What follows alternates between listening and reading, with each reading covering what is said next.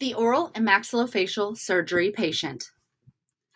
Oral and maxillofacial surgery is the specialty of dentistry that includes diagnostic, surgical, and adjunctive treatment of diseases, injuries, and defects involving both functional and aesthetic aspects of the hard and soft tissues in the oral and maxillofacial regions.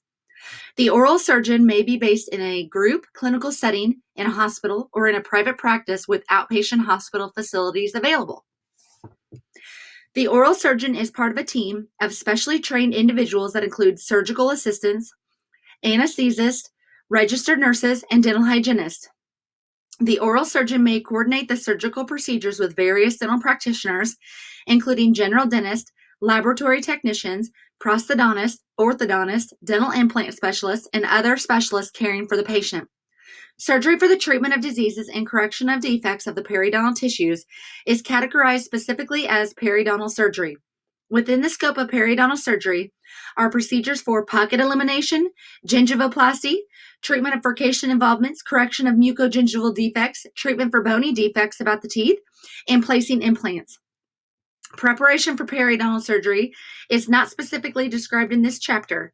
Many of the surgical instruments are used both by periodontists and oral surgeons. Patient preparation, the objectives.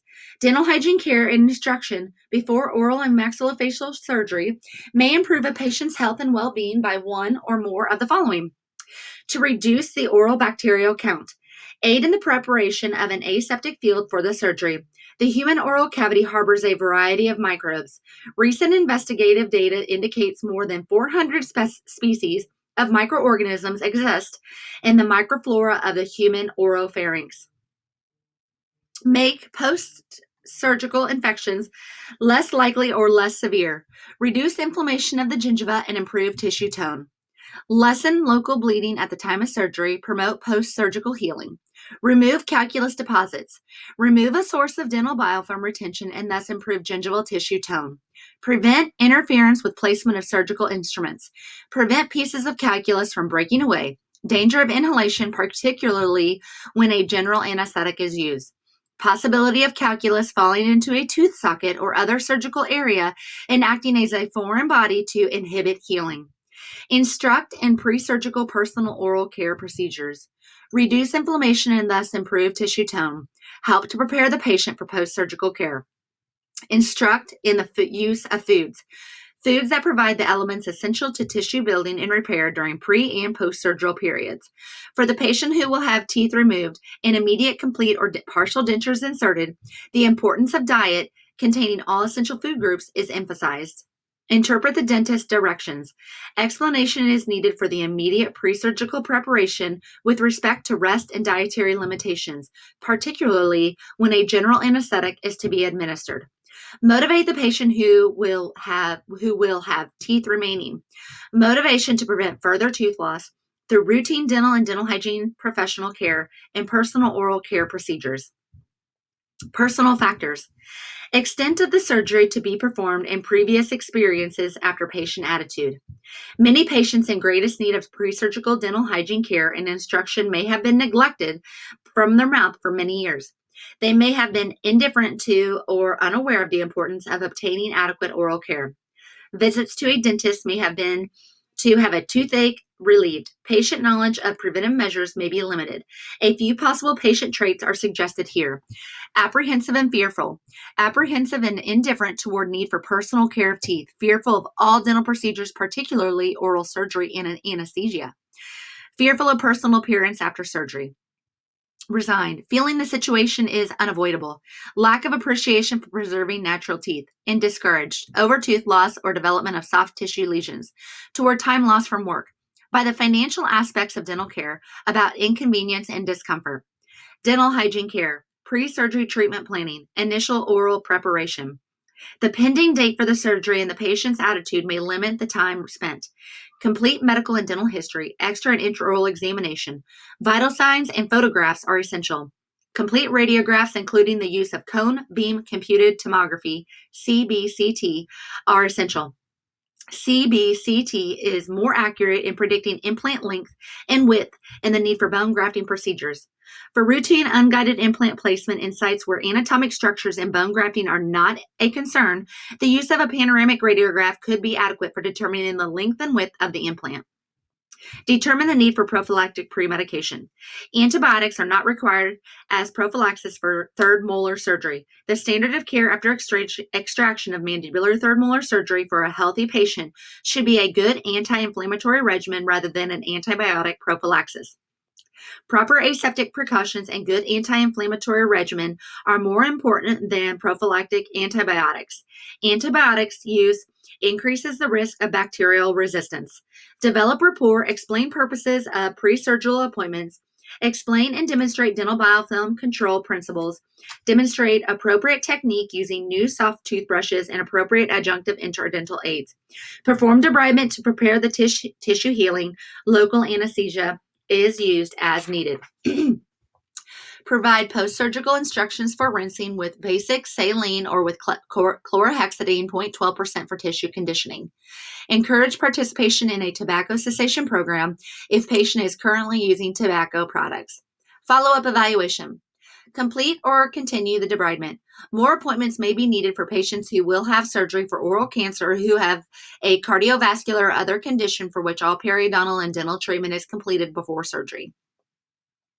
When radiation or chemotherapy will be used following surgery for oral cancer, or when a prosthetic heart valve or total joint replacement will be involved, complete oral care is needed before surgery. Debridement is planned for a few weeks after oral surgery. Emphasis is placed on review and demonstration of personal daily oral self-care.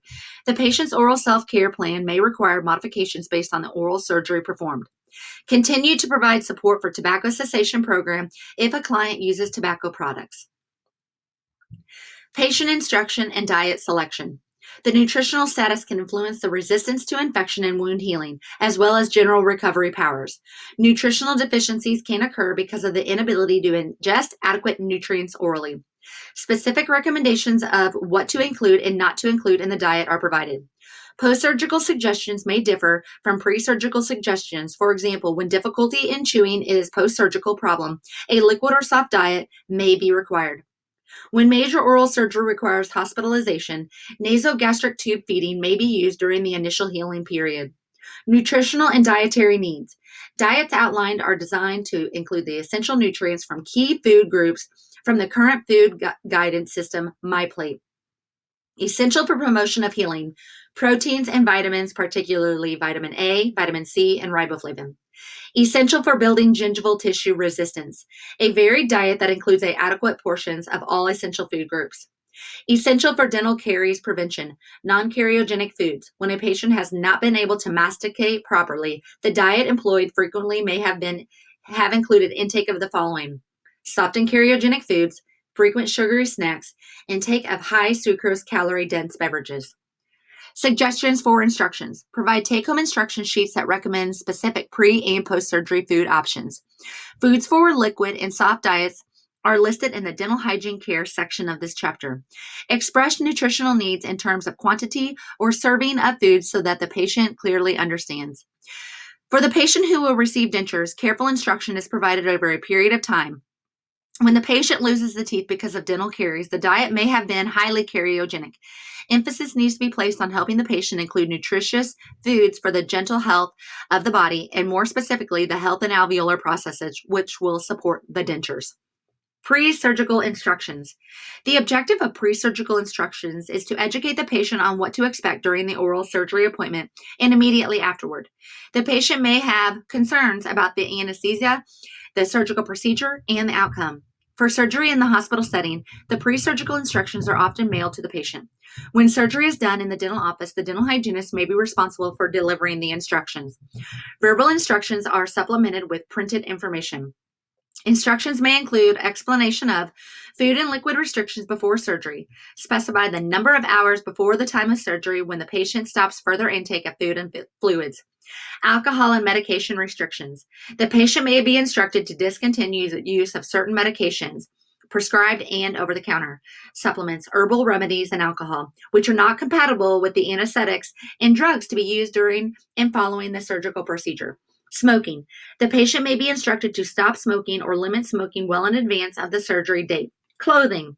The patient may be instructed to wear loose-fitting clothing around the neck and upper arms for intravenous delivery and assessment for vitals throughout the surgical procedure.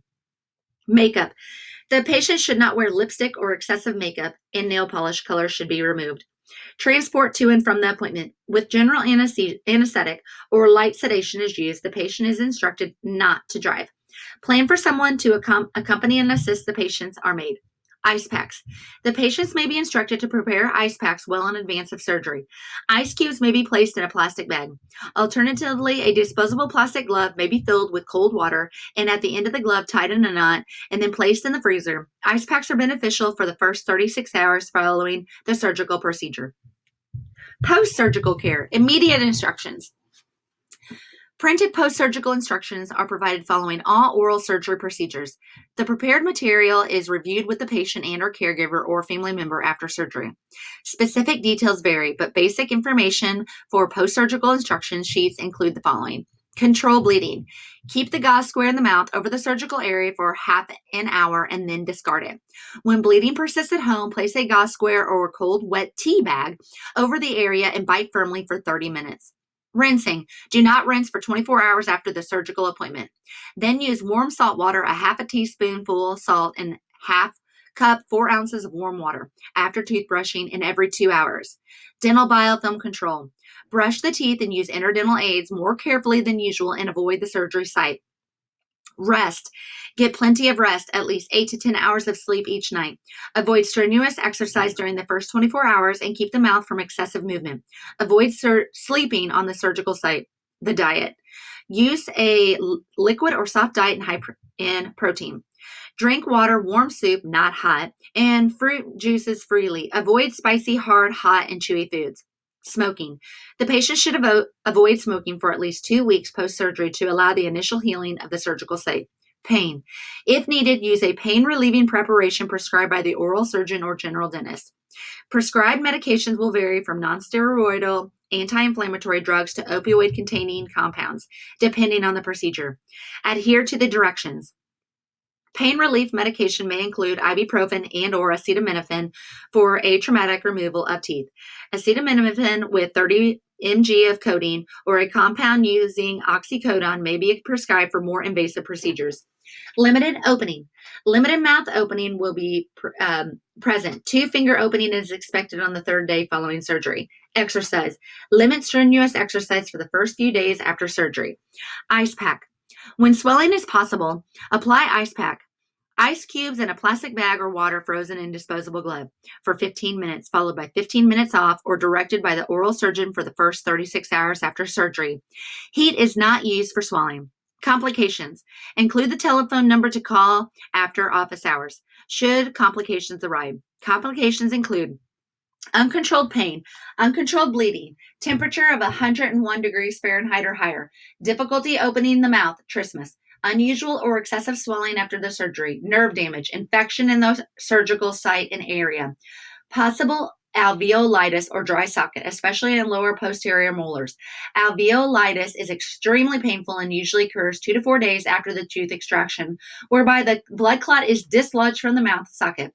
The surgical site is irrigated with warm saline solution followed by placement of iodoform gauze, which is packed into the socket. The patient returns in 1 to 2 days to have the iodoform gauze changed and a new one placed, and the site is reevaluated for healing. Follow-up care.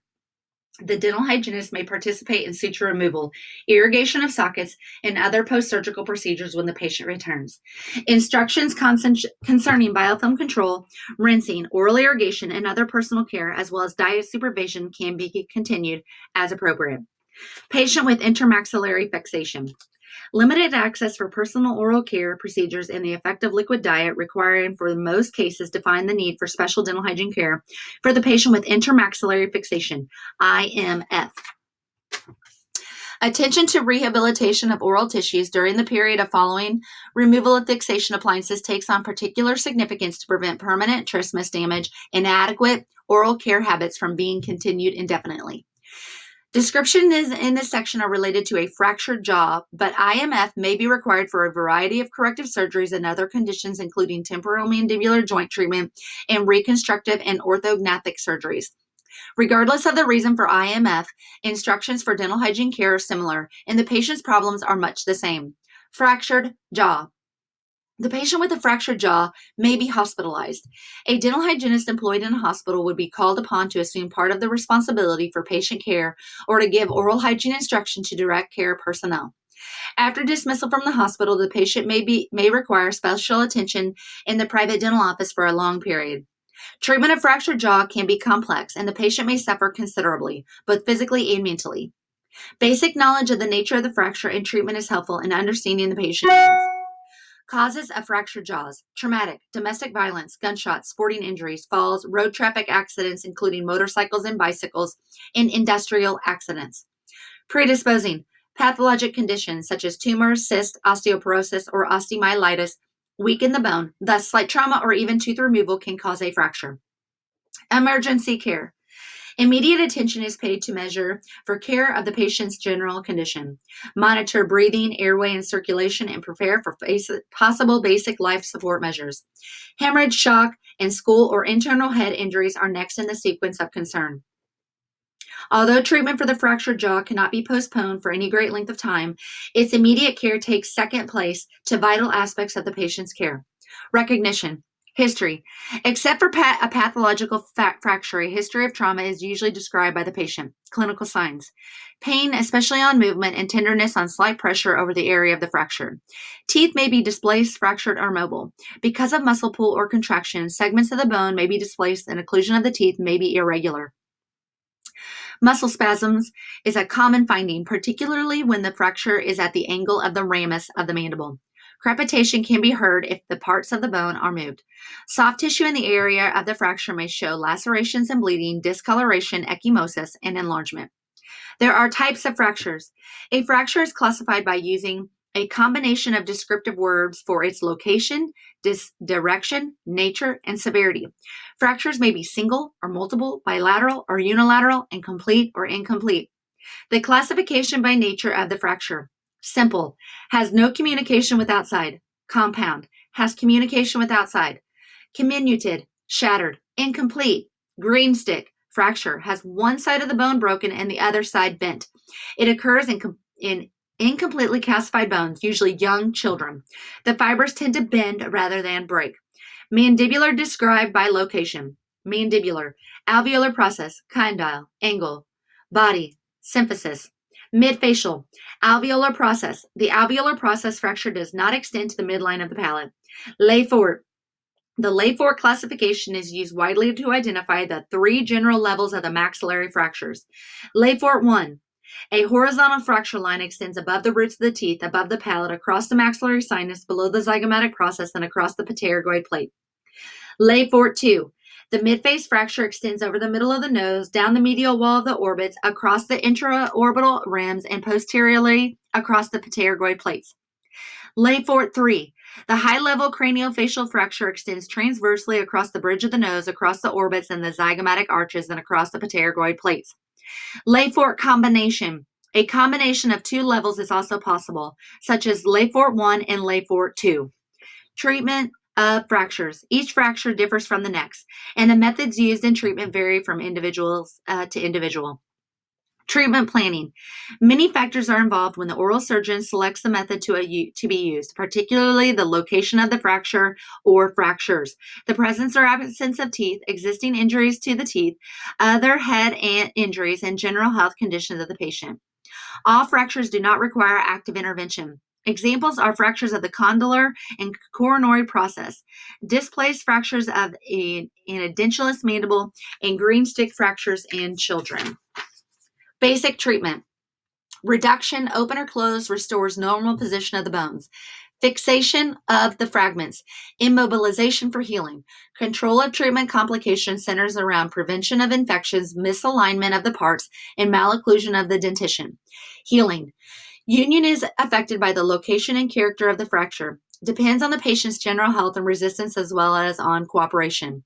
6 weeks is considered the average for the uncomplicated mandibular fracture, and 4 to 6 weeks for the maxillary. Major cause of complication is infection. Mandibular fractures. Reduction means the positioning of parts on either side of the fracture so they are in opposition for healing and restoration of function. Open reduction refers to the use of surgical flap procedure to expose the fracture ends and bring them together for healing. Closed reduction is accomplished by manipulation of the parts without surgery. Closed reduction. The closure of the teeth in a normal occlusion for the individual is the usual guide for position of the fracture parts in the edentulous patient. To identify the customary relation of the teeth can be difficult, especially in partially edentulous mouth. Intermaxillary fixation. After reduction, intermaxillary fixation, IMF, is a method of fixation and immobilization used for many years. It is still indicated under certain circumstances and in certain parts of the world. Description. IMF is accomplished by applying wires and or elastic bands between the maxillary and mandibular arches. Arch bars. Ready-made contoured arch bars are adapted to fit accurately to each tooth and provide hooks for connecting the arches. A small horizontal elastic may be positioned across the fracture to reduce the lateral displacement. Evaluation advantages. Relative simplicity without surgical requirement, and it's non-invasive. Lower cost, shorter hospital stay, depending on the injuries. Resources and trained surgeons may be limited in less developed countries. Patients can return to activity and work sooner, can use outpatient facility for follow-up. Evaluation, contraindication and disadvantages. Patients with chronic airway diseases who cough and expectorate, asthma, and chronic obstructive pulmonary diseases. Patients who vomit regularly, notably during pregnancy. Patients with a mental illness. Dietary problems. Patients lose weight with the liquid monotonous diet, often with cariogenic content. Oral hygiene and dietary limitations lead to increased dental caries and periodontal infection. External skeletal fixation. External pin fixation. The description. Precision bone screws are placed through skin incisions on either side of the fracture. An acrylic bar is molded and, while still pliable, is pressed over the threads of the bone screws and locked into position with the screw nuts. Indications. Management of fracture cannot always be accomplished satisfactorily by intermaxillary wiring alone. The following are indications for external fixation. Insufficient number of teeth in good condition for IMF. As a supplement to IMF, when no teeth are present in the fractured portion of the mandible. Loss of bone substance. When the bone substance is lost because of an accident, a gunshot wound, or pathologic condition, a bone graft may be indicated. The extraoral fixation is used first to hold the fractured parts in normal relationship and then to immobilize the area during healing following the bone graft surgery. Some patients may be unable to have the jaws closed for a long period. Examples: patients with vomiting problems, such as during pregnancy, patient with a mental or physical disability, such as cerebral palsy, epilepsy, or mental retardation. Edentulous mandible when the fracture fragments are greatly displaced, when the fracture is at the angle of the mandible, or when the mandible is atrophic or thinned. Open reduction, principles for treating skeletal fractures. Anatomic reduction, functionally stable fixation, atraumatic surgical technique, active function, prevention of infection. The description, surgical approach to bring the fracture parts together. Anesthesia, anesthesia selected in accord with the patient history. Types of systems used for immobilization include transosseous wiring or osteosynthesis, plates of various sizes, titanium mesh, bone clamps, staples, and screws. Materials: mini plate screws and other parts made of biodegradable or resorbable synthetic materials. Clinical example: mini plate osteosynthesis to provide stability for the reduced fracture parts. Care is needed to the screws are not placed over the fracture line or over the roots of the teeth and do not infringe on the mandibular canal. Mid-facial fractures, the principles. Maxillary fractures are more difficult to manage because of the number of bones, the associated anatomy, and the complications of basal skull fractures. Not all mid-face fractures need fixation following reduction. Both function and cosmetics are involved. The description: older methods: internal wire suspension, external cranial suspension to stable bones such as uninvolved zygoma and head caps. Current therapeutic interventions: open reduction with internal fixation, use of bone plates or of various sizes.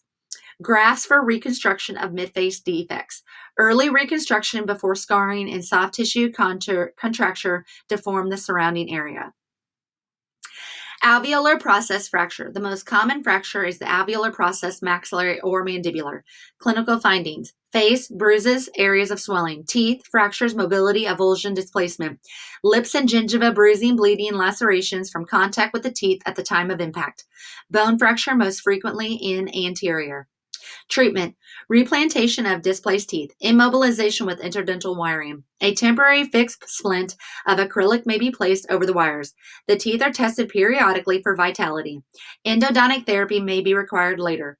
Dental hygiene care. Problems: fixation apparatus, however carefully placed to prevent tissue irritation, interferes with normal function. Identification of possible effects of treatment provides the basis for planning dental hygiene care. Development of gingivitis or periodontal complications. Thick biofilm formation and food debris accumulation provide sources of irritation to the gingiva, resulting in gingivitis. Lack of normal stimulation of the periodontium and the cleansing effects usually provided by the action of the tongue, lips, and facial muscles contributes to stagnation of saliva and accumulation of debris and bacteria. Tender, sensitive gingiva make biofilm control more difficult, even on available surfaces. Initiation of demineralization. An appetizing soft or liquid diet is difficult to plan using limited cariogenic foods for dental caries prevention. Loss of appetite. Loss of appetite related to monotonous liquid or soft tissue or soft diet may lead to weight loss and lowered physical resistance. Secondary infections, including those of the oral tissues, may result.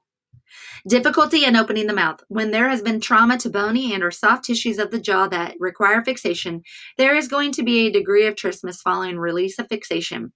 After removal of appliances, all patients have a degree of muscular trismus that limits personal and oral self-care and mastication. Instrumentation. Pre-surgical. Gross calculus removal is removed as much as possible before open reduction procedures. Trauma to surrounding soft tissue of the lips, tongue, and cheeks limits accessibility. During treatment, periodic debridement contributes to oral health. Although access is only from the facial aspects of the patient with intermaxillary wiring, some benefit can be obtained. An assistant provided continued suction during treatment. After removal of appliances. A few weeks after removal of appliances, when the patient can open the mouth normally and personal daily oral care has been initiated, complete debridement can be provided. Diet. Many patients with fractured jaws tend to lose weight, which is generally related to an inadequate nutrient and caloric intake.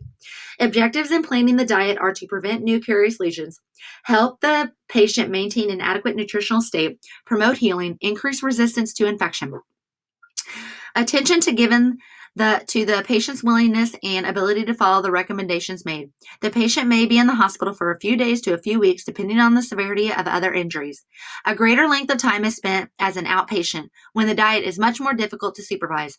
The patient's understanding of dietary instructions and what is expected may appear more significant than the specific components of the diet recommended. Nutritional needs. After a surgical fixation procedure, the diet is planned to promote tissue building and repair. All essential food elements. Emphasis on proteins, vitamins, particularly A, C, and D, and minerals, particularly calcium and phosphorus. Usual caloric requirements for patients' age, taking into consideration lack of physical exercise and loss of appetite when ill. Methods of feeding. Plastic straw. Liquid is sucked through the teeth or through an edentulous area. Straw can be bent to accommodate a patient who cannot sit up. Spoon feeding. When a patient's arms are not functional, direct assistance is needed. The mouth may have injuries that prevent sucking food through a straw. Tube feeding. Tube feeding may be indicated following various types of extensive oral surgery, facial trauma, burns, immobilized fractured jaw, and other conditions that prevent ingesting sufficient calories and nutritional foods by way of mouth. A nasogastric tube is used. Blenderized food can be prepared, or special tube formulas are available commercially. When commercially preparations are used, contents can be selected to meet the specific nutritional and caloric requirements of an individual patient. Liquid diet. A clear liquid diet to help prevent dehydration may be prescribed initially, but it can be nutritionally inadequate. A full liquid diet to provide high protein and other health healing elements is of a consistency to be taken by cup. A blenderized liquid diet can be passed through a straw. Indications: all patients with jaws wired together, patients with no appliance or single jaw appliance who have difficulty opening the mouth because of the condition, such as temporal mandibular joint involvement of the tongue or lip injury that hinders insertion of food or manipulation of food in the mouth. Examples of foods: fruit juices, milk, eggnog smoothies, meat juices and soups, cooked thin cereals, and canned baby foods. Strained vegetables and meats, baby foods may be added to meat juices and soups. Use of the blender. Regular table foods can be mixed in the food blender with liquid such as clear soup or milk added. A fluid consistency can be obtained that will pass through a straw. Soft diet. Indications: patients with no appliances or with single jaw appliance without complications in opening the mouth or in movement of the lips and the tongue. Patient who has been maintained on liquid diet throughout treatment period. After appliances are removed, the soft diet is recommended for several days to 1 week to provide the stomach with foods that are readily digestible rather than making a drastic change to the diet. A soft diet can also aid by protecting tender oral tissues from the rough textures of the regular diet unless the tissues have had a chance to respond to softer foods. Examples of foods: soft, poached, scrambled, or boiled eggs, fruit and yogurt smoothies, cooked cereals, mashed, soft cooked vegetables, including potatoes, mashed fresh or canned fruits, soft, finely divided meat, custards, plain ice cream. Suggestions for diet planning with a non-hospitalized patient. Provide instruction sheets that show specific food suggestions. Express nutritional needs in quantitative or servings of foods. Show methods of varying the diet. A liquid or soft diet is the best for monotonous due to similarity in texture. Encourage limitation of cariogenic foods as an aid to prevention of dental caries. Personal oral care procedures. Every attempt is made to keep the patient's mouth as clean as possible for comfort and sanitation and free of dental biofilm as possible for disease prevention. The extent of possible care depends on the appliances, the condition of the lips, the tongue, and other oral tissues, and the cooperation of the patient. The patient is encouraged to begin toothbrushing as soon as possible after the surgical procedure, but until the patient is able, a plan for care is outlined for the caregiver. Irrigation. Indications. During the first few days after the surgical procedure, while the mouth may be too tender for brushing, frequent irrigations are required. Irrigation also serves as an adjunct to toothbrushing. The method. In a hospital, irrigations with suctions are possible.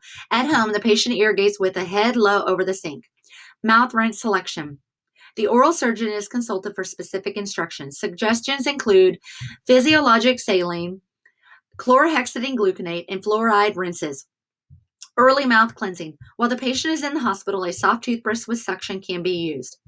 The toothbrush with suction is also described in a different chapter. Personal care by the patient. As soon as possible, the patient is instructed in personal care. A toothbrushing method and other aids, such as those used with orthodontic appliances, are recommended and demonstrated. Interdental and proximal tooth surface care is restricted to access only from the facial approach, making the choice of oral care devices limited. Some spaces permit insertion of an interdental brush. With instruction, most patients can use a toothpick in a holder, perio aid, to disrupt biofilm around just under the free gingival margin. When the tongue is not injured, the patient can be instructed to use the tongue as an aid in cleaning the lingual surfaces of the teeth and massaging the gingiva. The ambulatory patient can use a water irrigator. A low-pressure setting is used, and the spray is directed carefully to prevent tissue injury. After appliances are removed, demineralization in dental caries can result from biofilm retention around the appliances. Except for the patient who had practiced good oral hygiene before the accident, a step-by-step series of lesions is necessary. A method for daily self-applied fluoride, such as mouth rinse or brush-on gel, can be introduced along with the use of fluoride dentifrices. Dental hygiene care before general surgery. When emergency surgery is performed, preparation of the mouth is not possible, and post-surgical examination and care may be complicated by various limitations. When surgery is elective or planned in advance, the patient can be encouraged to have the complete dental and periodontal treatment. Types of patients are described briefly here. Other examples are found in various special patients chapters throughout this section of the book. Patients in whom surgical procedures affect their risk status. Patients who receive chemotherapeutic agents following surgery for various types of cancers and others who use immunosuppressant drugs require special management to prevent complications during dental and dental hygiene appointments. Antibiotic pre-medication to prevent infective endocarditis and other infections is mandatory for certain patients. Before surgery for prosthesis, transplants, cancer, and other serious conditions, patients are informed of the need for completing oral care treatments and practicing preventive daily care. Preparation of the mouth before general inhalation and anesthesia. Because the mouth is an entryway to the respiratory system, the possibility always exists that bacteria, debris, and fluids from the mouth may be inhaled. Inhalation could occur during the administration of the anesthetic or when the patient coughs. Patient with long convalescence. Patients whose surgeries require long convalescence may be unable to keep a regular continuing care appointment. When the patient has a healthy mouth before hospitalization and convalescence, the problems of post-surgical oral care are lessened but not eliminated. Instruction for caregiver may be needed. A home visit for the dental hygienist may be possible depending on the state and Providence Practice Act. Documentation. The permanent oral care record for most maxillofacial patients needs to include a summary of the hospital care when available, but may start when the patient returns to the general practice. At the time, the initial recording documentation needs a minimum of the following: health history, radiographs, interpretation, extra and intraoral findings, and vital signs, comprehensive periodontal examination and summary of current needs, risk factors and dental caries review, complete examination for demineralization, care planning for maintenance.